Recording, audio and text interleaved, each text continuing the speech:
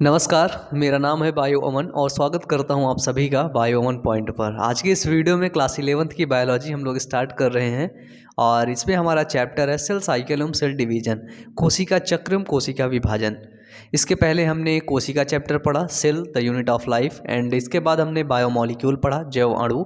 आज का चैप्टर है हमारा कोशिका चक्र एवं कोशिका विभाजन। बहुत अच्छे तरीके से समझाएंगे, पेशेंस रखिए, पूरा अच्छे से समझाएंगे आप, ठीक है आप लोगों को। तो चैप्टर है हमारा कोशिका चक्र एवं कोशिका विभाजन।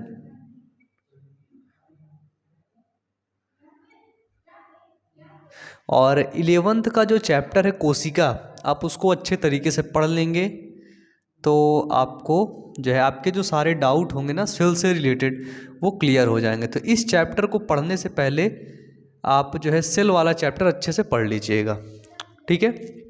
चलिए, क्या देखते हैं कि हमारा शरीर है ना बहुत ढेर सारी कोशिकाओं से मिलकर के बना है, यानी कि करोड़ों ट्रिलियंस ऑफ सेल से मिलकर के हमारा बॉडी बना है। लेकिन क्या ट्रिलियंस ऑफ सेल जो थी वो पहले से ही थी क्या? आपने बोला पहले से तो नहीं थी।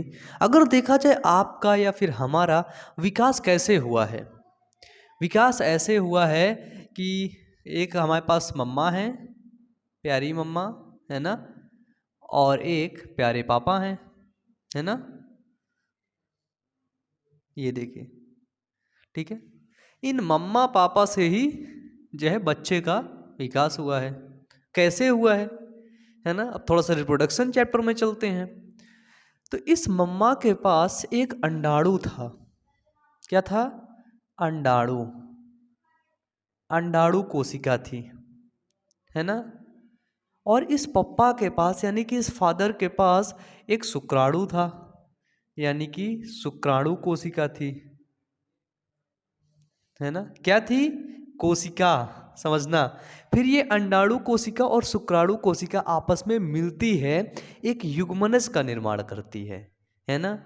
ये दोनों अगुणित होते हैं, जब ये मिलती है तो एक युग्मनज का निर्माण करती है, ठीक है।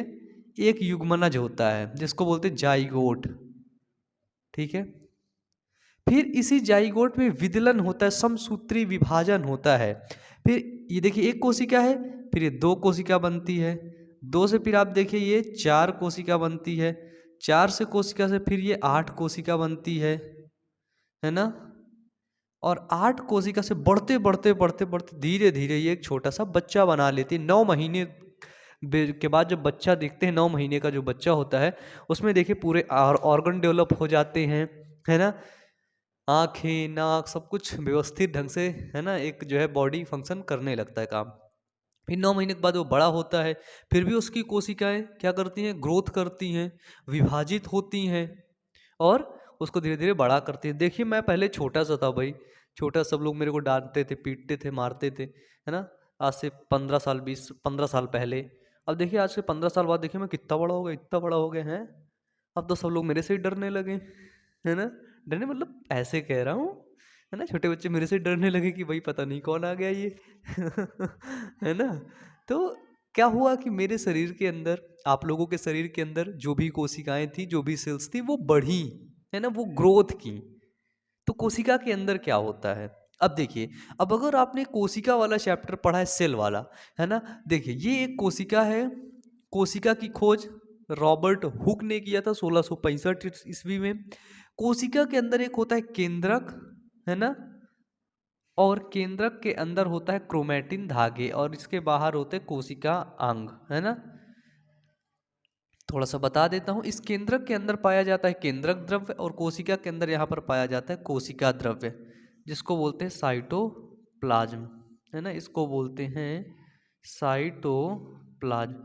इसके अंदर क्रोमैटिन धागे यानी कि डीएनए पाया जाता है ना। और ये है आपकी न्यूक्लियस, ठीक है। अब देखो समझने वाली बात ये है कि मतलब एक सवाल उठता है मन में कि एक इतनी छोटी सी कोशिका से इतने बड़े इस अंडाणु और शुक्राणु से, इन्हीं अंडाणु और शुक्राणु से आपका निर्माण हुआ है, सभी लोगों का, मेरा भी हुआ है, पूरी मानव जाति का हुआ है, पूरे जीव जंतुओं का हुआ है, इसी अंडाणु और शुक्राणु का निर्माण, कुछ अपवादों को छोड़ करके, है ना। मतलब एक सोचने वाली बात है, कैसे आखिरकार हो गया। एक अंडाणु कोशिका थी, एक शुक्राणु कोशिका थी, ये दोनों विभाजित कर रही थी, विभाजित कर रही थी, देखते देखते इतना बड़ा जीव का निर्माण हो गया, हाथी बन गया, शेर बन गया, चीता बन गया, जिराफ बन गया, सिर्फ इन्हीं छोटी सी दो कोशिकाओं से। आखिरकार कैसे हुआ।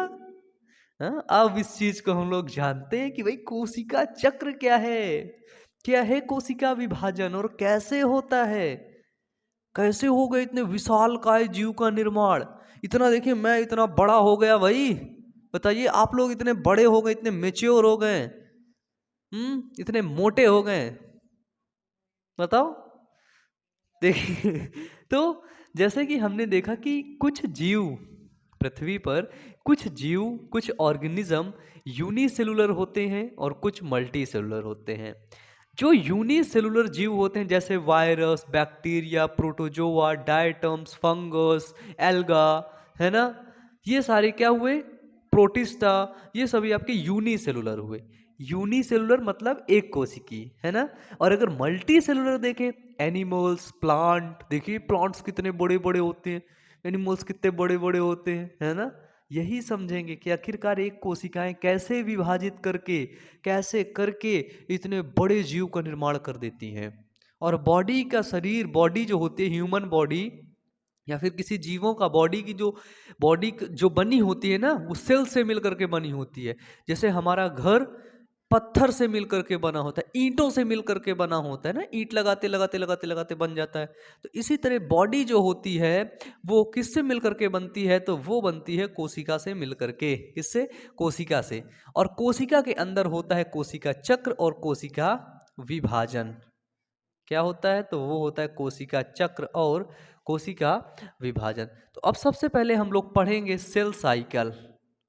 सेल साइकिल यानी कि कोशिका चक्र क्या है ना। तो देखिए, सभी जीवों की ये महत्वपूर्ण प्रक्रिया है सेल साइकिल, है ना। सभी जीवों की, ऑल जितने भी जीव हैं हमारे पास, उनकी सबसे इंपॉर्टेंट एक प्रकार की साइकिल है। अगर ये साइकिल ना हो, सेल साइकिल ना हो ना, इतने बड़े जीव की हम कल्पना नहीं कर सकते हैं, है ना। इस सेल साइकिल में क्या होता है सबसे पहले समझते हैं। देखिए, ये कोशिका है ना, कोशिका। सबसे पहले इसकी कोशिका वृद्धि करती है ना, कोशिका ग्रोथ करती है, ठीक है। ये युग्मनज था, ग्रोथ किया। ग्रोथ करने के बाद क्या किया, कोशिका के अंदर, केंद्रक के अंदर डीएनए था, है ना, डीएनए का प्रतिकृति किया, है ना, डीएनए को रेप्लिकेट किया, डीएनए को दो भागों में बनाया। और डीएनए को प्रतिकृति करने के बाद क्या हुआ, हुआ कोशिका विभाजन। क्या हुआ, अब हुआ यहां पर कोशिका विभाजन, है ना। कोशिका वृद्धि की, डीएनए प्रतिकृति हुआ, फिर जाकर के सेल डिवीजन हुआ, है ना। यानी कि देखिए, इंग्लिश से लिखना चाहे तो लिखिए, पहले सेल ग्रोथ की, है ना, फिर क्या हुआ, डीएनए रेप्लिकेट किया, फिर इसके बाद क्या हुआ, तो वो हुआ सेल डिवीजन हुआ, है ना, कोशिका विभाजन हुआ। अब देखो, बिल्कुल एक छोटा सा क्वेश्चन है, सबसे पहले मैं आपको समझाऊंगा कि देखो, ये एक कोशिका है ना, ये एक केंद्रक है ना। हमें पता है कि कोशिका के अंदर जो केंद्रक होता है, न्यूक्लियस होता है, वो सेल को कंट्रोल करता है। कंट्रोल करता है किसको, सेल को। समझना, जो केंद्रक होता है वो सेल को कंट्रोल करता है ना। देखो, केंद्रक सेल को कंट्रोल कर रहा है ना। लेकिन अब अभी तो इतने को कंट्रोल कर ले रहा है, समझना, बड़े प्यार से समझना, बहुत समझने वाली बात है। अभी इतनी छोटी सी कोशिका इसको कंट्रोल कर रहा है, कौन, केंद्रक कर रहा है, कोई दिक्कत नहीं है। बताइए, है कोई दिक्कत, नहीं। अब देखो, हमने बोला अब इसी सेल के अंदर सेल की ग्रोथ हुई। देखिए, ये कुछ ज्यादा बड़ी बन गई मुझे लगता है ना। इसको थोड़ा और छोटा कर देते हैं, हाँ। ये कोशिका थी आपकी, ये एक उसका न्यूक्लियस था, केंद्रक था, और ये उसको कंट्रोल कर रहा था, केंद्रक, है ना। अब सेल की ग्रोथ हुई, सेल बड़ी हो गई, ये देखिए, ये हुई सेल। अब भी केंद्रक उतना ही बड़ा है।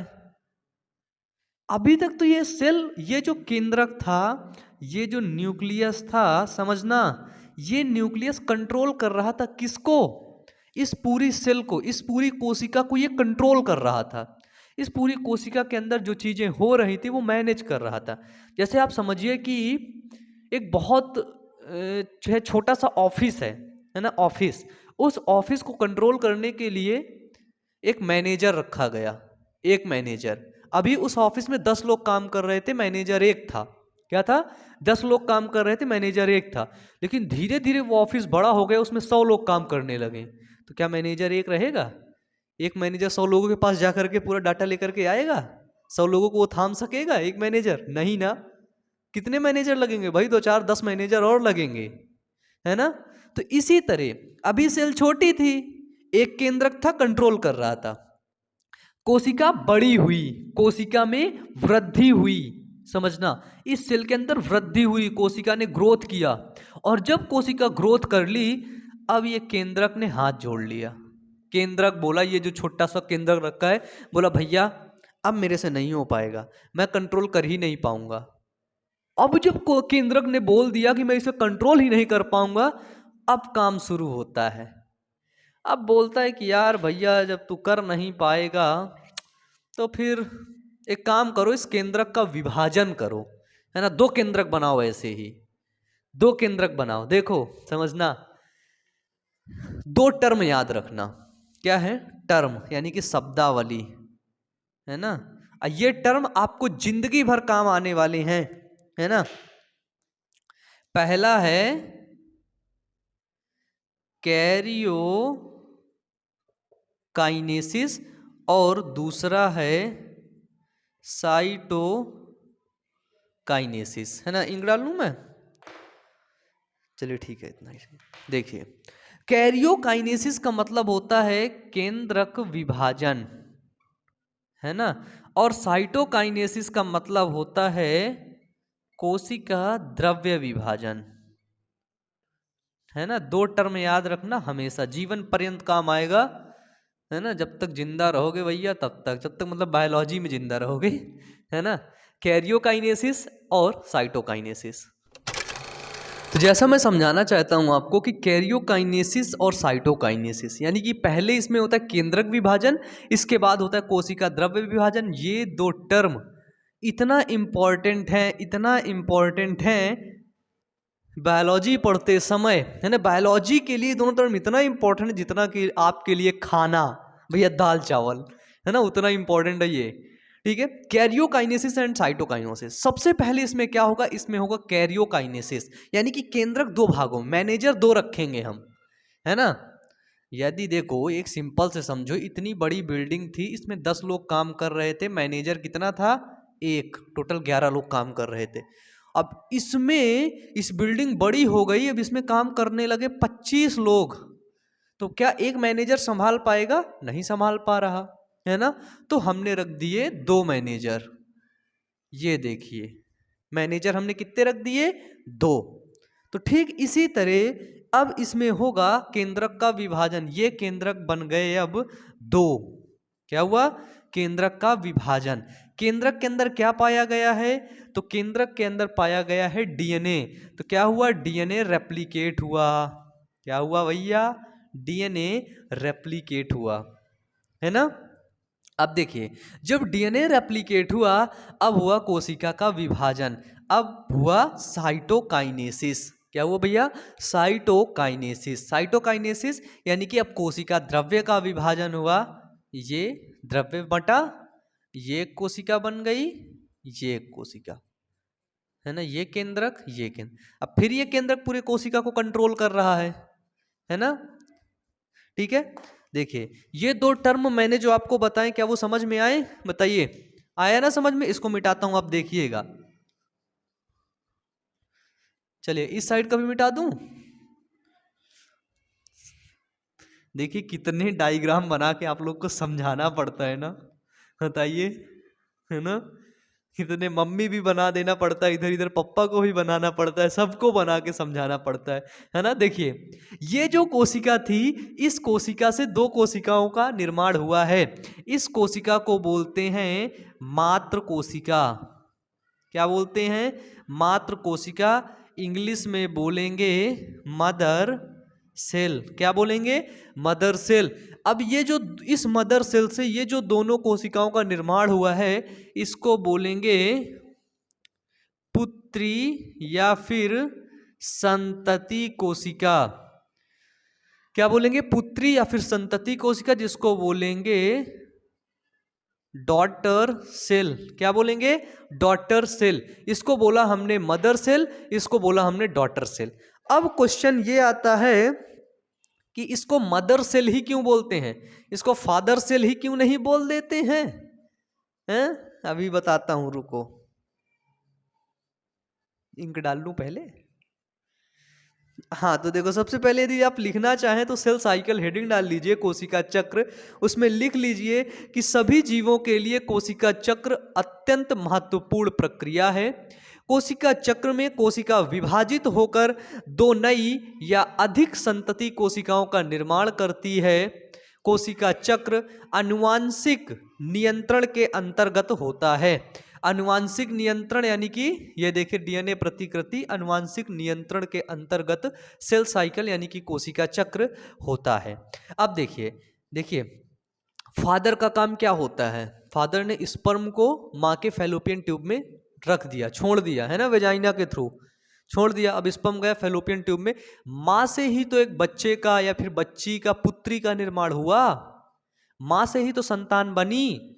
अगर माँ ना होती, अगर मदर ना होती, अगर फीमेल्स लड़कियां ना होती तो क्या बच्चे पैदा हो पाते? बताइए बताइए, ऐसा कोई एग्जाम्पल बता दीजिए मेरे को कि बिना मदर के वो पैदा हो गया हो, है ना। तो मदर से ही तो बच्चे पैदा होते हैं, इस मात्र कोशिका से ही तो आगे जाकर के पुत्री कोशिका का निर्माण होगा। बताइए, क्या फादर सेल, फादर की कोशिका यानी कि फादर सेल, क्या एक जो है डॉटर सेल का निर्माण कर सकता है? नहीं कर सकता। उसका छोटा सा रोल होता है एक युग्मक को देना, शुक्राणु को देना, है ना।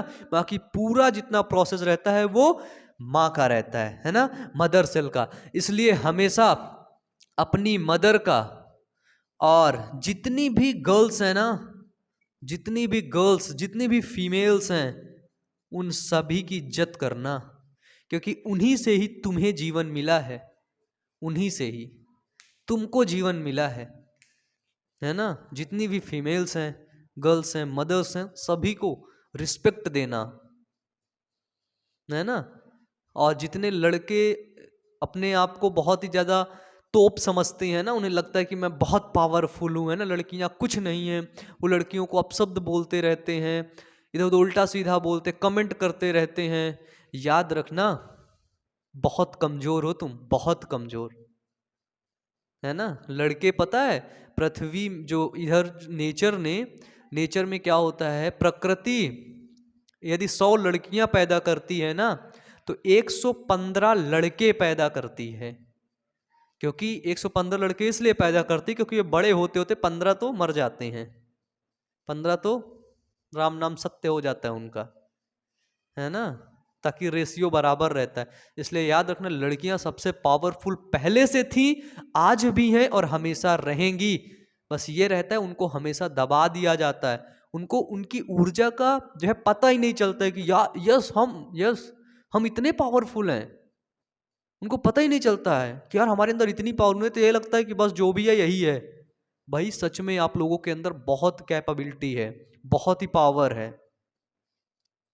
जितना पेन आप लोगों के अंदर रहता है, जितना पेन आप सहती हैं भाई, उतना एक मर्द बहुत ही रेयर केस में सह सकता है।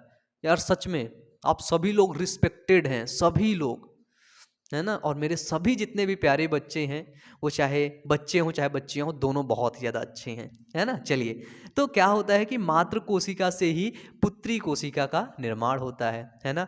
बताइए, 2 टर्म मैंने आपको बताया, कैरियोकाइनेसिस एंड साइटोकाइनेसिस, क्या आपको याद हो गया? बोलिए, याद हो गया? कैरियोकाइनेसिस क्या होता है और साइटोकाइनेसिस क्या होता है। अब देखिए एक चीज और,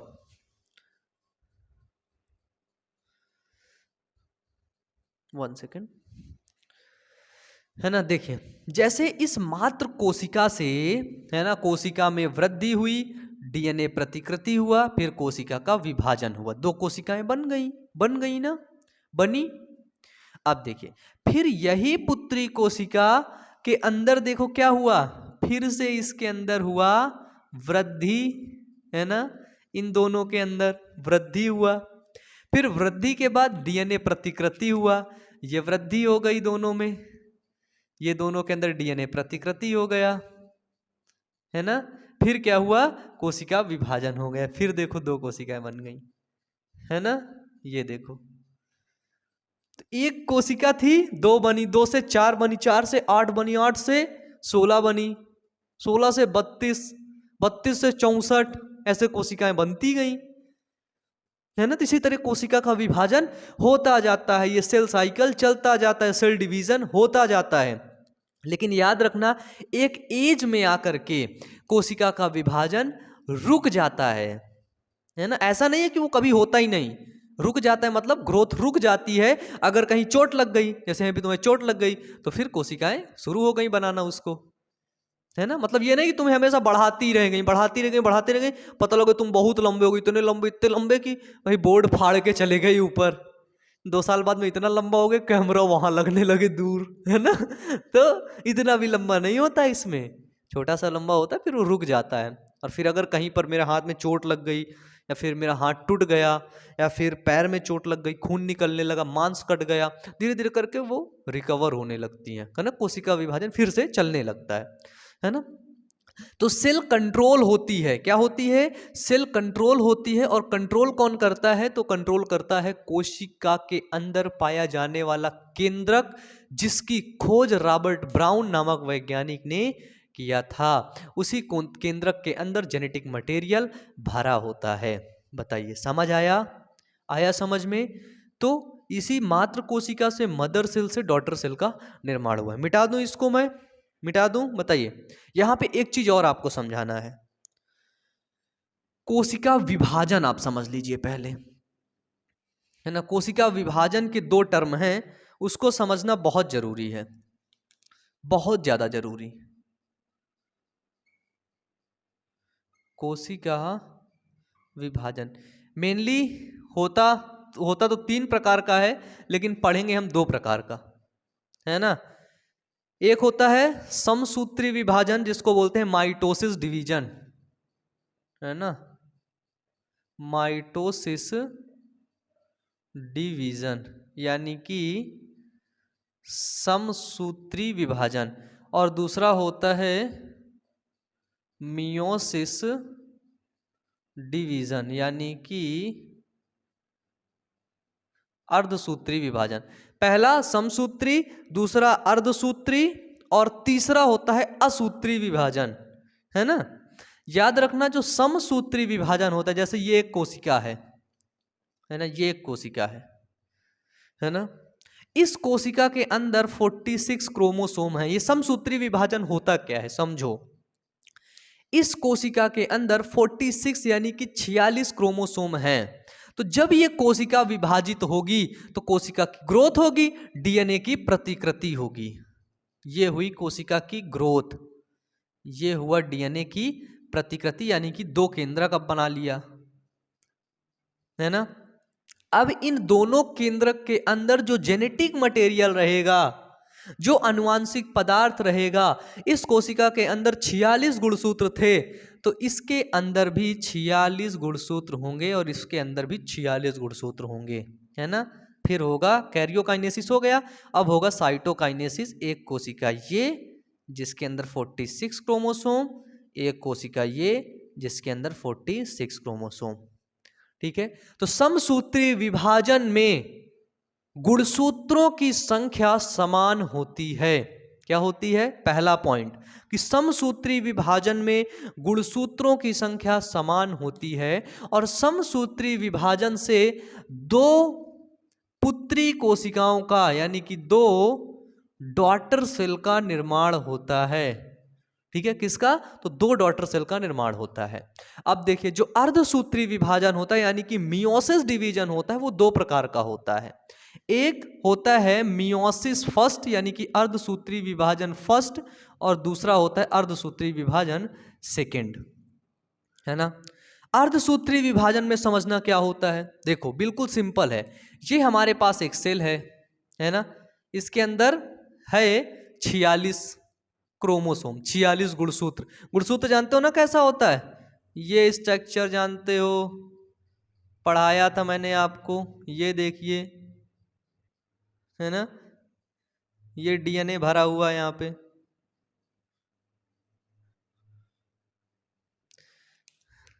ये हुआ 20 से अगर काटोगे तो ये है क्रोमैटिड। क्या है?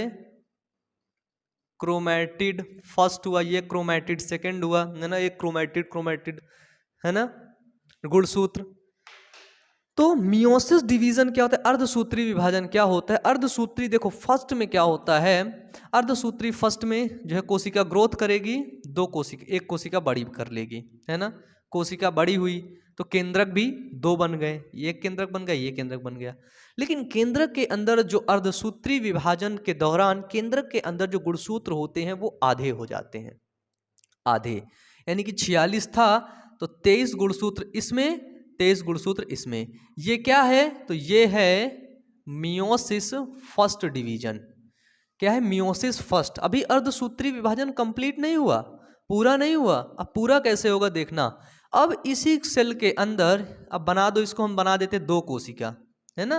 समझ गए? इसको मिटा के हमने बना दिया, ये 1 कोशिका थी, ये 2 कोशिका बन गई, है ना, 2 कोशिका। अब इन दोनों कोशिकाओं के अंदर या इस कोशिका के अंदर क्या होता है, ये कोशिका के अंदर अब होता है मियोसिस सेकेंड। अब इसके अंदर भी मियोसिस होगा, इसके अंदर भी मियोसिस होगा। जब इसके अंदर मियोसिस होगा तो 1 कोशिका ये बनाएगी, 2 कोशिका से ये 2 कोशिका, इससे 2 कोशिका बनेगी, इससे भी 2 कोशिका बनेगी, ग्रोथ करेगी। लेकिन अब मियोसिस सेकेंड में गुणसूत्रों की संख्या बराबर रहेगी, आधी नहीं होगी। तो 23 इसमें, 23 इसमें, 23 इसमें, 23 इसमें। तो अर्धसूत्री विभाजन में गुणसूत्रों की संख्या आधी हो जाती है, लेकिन उससे 4 पुत्री कोशिकाओं का निर्माण होता है। कितना? तो 4 डॉटर सेल का निर्माण होता है ना। 4 पुत्री कोशिकाएं बनती हैं। समझ आया? देखो, एक जो है फर्स्ट ये बना, फर्स्ट तो हमारी ये वाली बनी, मान बना लेते हैं, है ना। फिर उससे ये दोनों बनी, 2 से फिर ये 4 बन गई। बताइए, कुछ गया दिमाग में? नहीं गया? नहीं गया क्या? गया यार। ये कोशिका थी, 46 गुणसूत्र थे, बड़ी हुई, बड़ी हुई तो 23 2 कोशिका के बना लिया, 23 गुणसूत्र, फर्स्ट कंप्लीट हो गया मियोसिस फर्स्ट। फिर ये 23 के दोनों गुणसूत्र के अंदर फिर विभाजन हुआ, कौन सा? मियोसिस सेकंड, जिससे 4 गुणसूत्र बन गए। याद रखना, मियोसिस सेकंड में गुणसूत्रों की संख्या समान रहती है ना। यानी कि मियोसिस सेकंड माइटोसिस डिवीजन की तरह काम करता है, लेकिन मियोसिस फर्स्ट के अंदर गुणसूत्रों की संख्या आधी आधी हो जाती है। ठीक है, बताइए, आया? ये बहुत इंपॉर्टेंट था भैया। चलिए, समझ गए? मिटा दें इसको। देखिए यहाँ पे 2 चीजें इंपॉर्टेंट है, karyokinesis and second is cytokinesis. And इसके बाद मियोसिस डिवीजन, माइटोसिस, मियोसिस। ठीक है, मदर सेल से डॉटर सेल का निर्माण होता है, अब कैसे होता है अब ये समझेंगे हम लोग। चलिए मिटा दें। बहुत फनी चैप्टर है, बिल्कुल अच्छे से पढ़ाएंगे, तनिक भी हताश नहीं होना है ना। पूरा एक एक आपको, एक एक पॉइंट आपके दिमाग के अंदर बैठा देंगे। ठीक है, चलिए अब हम लोग पढ़ेंगे सेल साइकिल, है ना। क्या है? सेल साइकिल, कोशिका चक्र। टोटल हम आपको NCERT पढ़ाते हैं, तो आप किसी भी बोर्ड के हैं, सभी बोर्ड के लिए ये क्लास इम्पॉर्टेंट है ना। और इससे यहाँ से आपके जो नीट के क्वेश्चंस होंगे, नीट लेवल भी हम आपका कवर करते हुए चलेंगे। समझ आया? बताइए कैसा रहेगा अगर मैं नीट का भी कवर करते हुए चलूँगा, तो कैसा रहेगा? अच्छा रहेगा ना? अच्छा रहेगा, मज़ा आएगा, हाँ। चलो देखते हैं। देखो, अब ये सेल साइकिल जो है, कोशिका चक्र, एक चार्ट के माध्यम से आपको समझाया जाएगा। देखिए,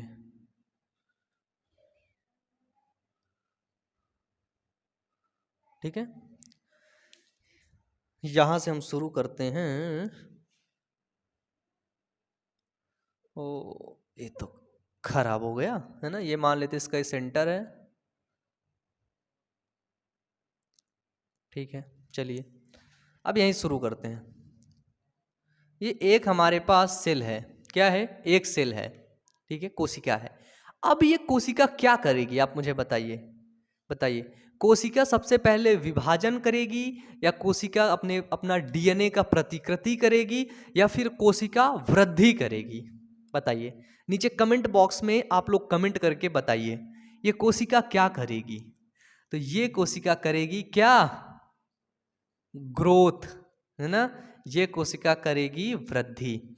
अब ये कोशिका वृद्धि कर रही है, और वृद्धि करते करते ये कोशिका यहां पहुंच आई, है ना। कोशिका इतनी बड़ी हो गई, है ना। ये कोशिका वृद्धि करते करते कोशिका यहां पहुंच आई, बड़ी हो गई, ठीक है। अब देखिए, जब ये कोशिका वृद्धि कर रही थी तो इसमें नहीं,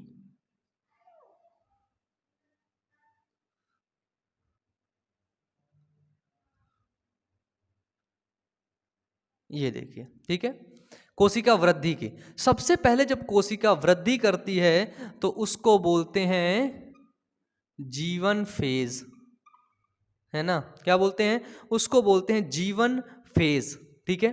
फिर इसके बाद जीवन फेज के बाद आता है उसका यस फेज, जिसको बोलते हैं सिंथेसिस फेज, है ना। इसमें सिंथेसिस होता है।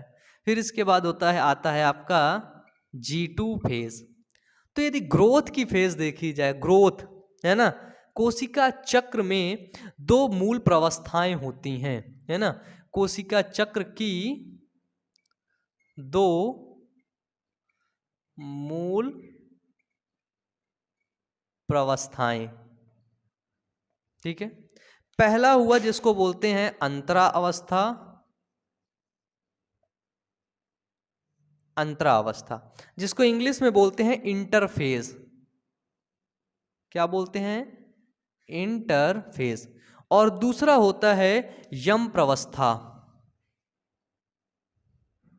यम प्रवस्था, जिसको हिंदी में बोलते हैं सूत्री विभाजन,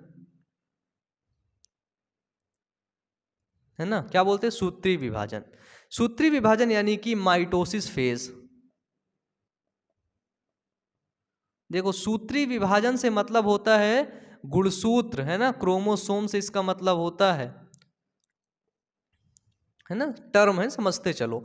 देखो, जो अंतरावस्था होती है, इंटरफेज होती है, इंटरफेज तीन जो है, तीन चीजों से मिलकर के कंप्लीट होता है।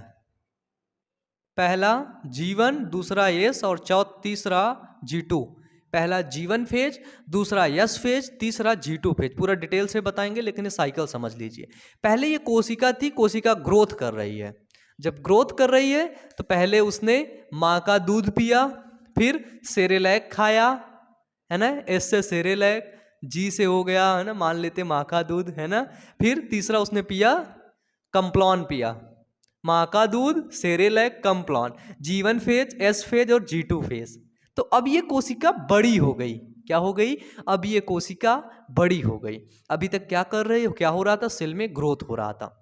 सेल में ग्रोथ होने के बाद क्या होता है, सेल में ग्रोथ होने के बाद होता है डीएनए की प्रतिकृति, है ना, यानी कि केंद्रक विभाजन होता है। क्या होता है, अब यहां पर शुरू हुआ इस कोशिका का केंद्रक विभाजन। क्या शुरू हुआ, केंद्रक विभाजन, जिसको बोलते हैं कैरियो काइनेसिस। क्या बोलते हैं, कैरियो काइनेसिस, यानी कि केंद्रक विभाजन। अब इसी कोशिका का हुआ केंद्रक विभाजन, ये बन गए दो केंद्रक। क्या बन गए, एक कोशिका से इसमें बन गए दो केंद्रक, ठीक है। अब दो केंद्रक बने। अब जब केंद्रक विभाजन हो गया तो अब किसका विभाजन होता है, अब होगा, बिल्कुल सही बोल रहे हो, अब होगा किसका, तो वो होगा कोशिका द्रव्य विभाजन, कोशिका द्रव्य विभाजन यानी कि साइटोकाइनेसिस। पहले क्या हुआ? तो पहले हुआ कैरियोकाइनेसिस, फिर क्या हुआ? फिर हुआ साइटोकाइनेसिस, है ना? कैरियोकाइनेसिस और साइटोकाइनेसिस। अब देखो, केंद्रक विभाजन 4 प्रावस्थाओं से होकर के गुजरता है, पहला, दूसरा, तीसरा, चौथा, है ना? पहले को बोलते हैं, लिखना, पहले को बोलते हैं, इसमें लिख दूं, फर्स्ट, सेकेंड, थर्ड, फोर्थ। पहले को बोलते हैं प्रोफेज, दूसरे को बोलते हैं मेटाफेज। क्या बोला? पहली अवस्था को बोला हमने प्रोफेज, दूसरे को मेटाफेज, तीसरे को बोला हमने एनाफेज, एनाफेज, और चौथे को बोला हमने टीलोफेज। प्रोफेज, मेटाफेज, एनाफेज और टीलोफेज। कौन कौन से? प्रोफेज, मेटाफेज, एनाफेज और टीलोफेज। पूर्वा अवस्था, मध्य अवस्था, पश्चा अवस्था, है ना? पूर्वा, मध्यावस्था, पश्चा अवस्था और अंत्यावस्था। देखिए, तो यम प्रवस्था 4 फेजों में होकर के कंप्लीट होता है, पूर्वा, मध्या, पश्चा और अंता। प्रोफेज, मेटाफेज, एनाफेज और टीलोफेज। बिल्कुल सिंपल है ना? सेल साइकिल कोशिका चक्र जो होता है उसकी 2 मूल प्रवस्थाएं होती हैं, पहला अंतरा अवस्था इंटरफेज और दूसरा होता है यम फेज। ठीक है, क्या होता है?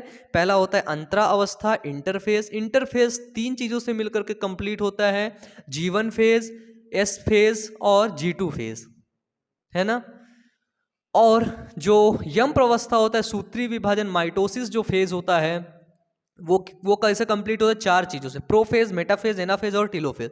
डिटेल में बताएंगे क्या होता है, तो क्या किया जाए?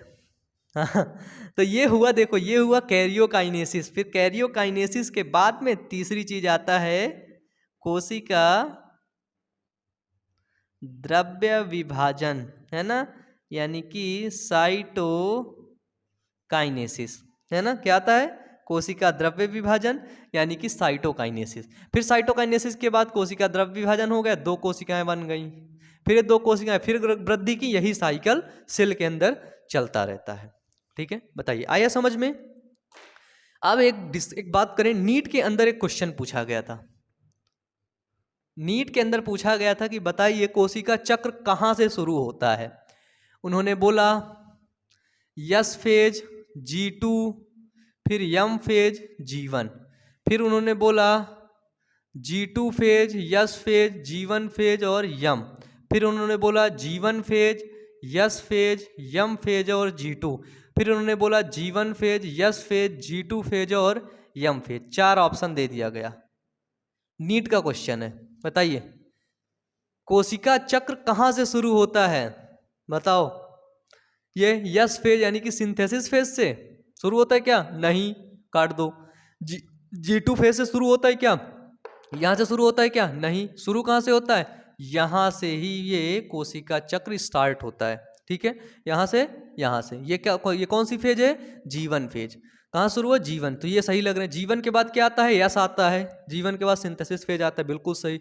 G1 यस दोनों सही हैं। अब आगे बढ़ो, इसके बाद यम है, इसके बाद G2 है, यस के बाद क्या आता है? यम फेज आता है क्या? इसको हमने बोला यम फेज, है ना? यम प्रवस्था, यम फेज आता है क्या?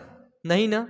G1S G2 यम, G1S G2 यम, तो राइट आंसर क्या है? ये चौथा ऑप्शन, है ना? 4th is the right answer. बताइए, ऐसा क्वेश्चन नीट में पूछा गया था, अब पूछा जाएगा, है ना? कंफ्यूजन क्रिएट कर देगा।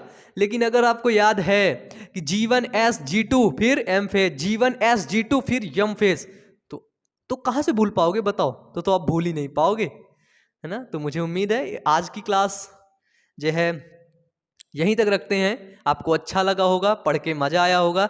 नीचे कमेंट बॉक्स में प्लीज़ कमेंट करके ज़रूर बताना, और जो है प्लेलिस्ट पर जा करके वीडियोस को देख लेना। आई बटन पर लिंक आपको मिलेगी प्लेलिस्ट पर जाने की। तो अच्छे से पढ़ते रहो। कोई भी डाउट आए ना, कुछ ना समझ में आए, तो नीचे कमेंट बॉक्स में कमेंट करके ज़रूर बताना।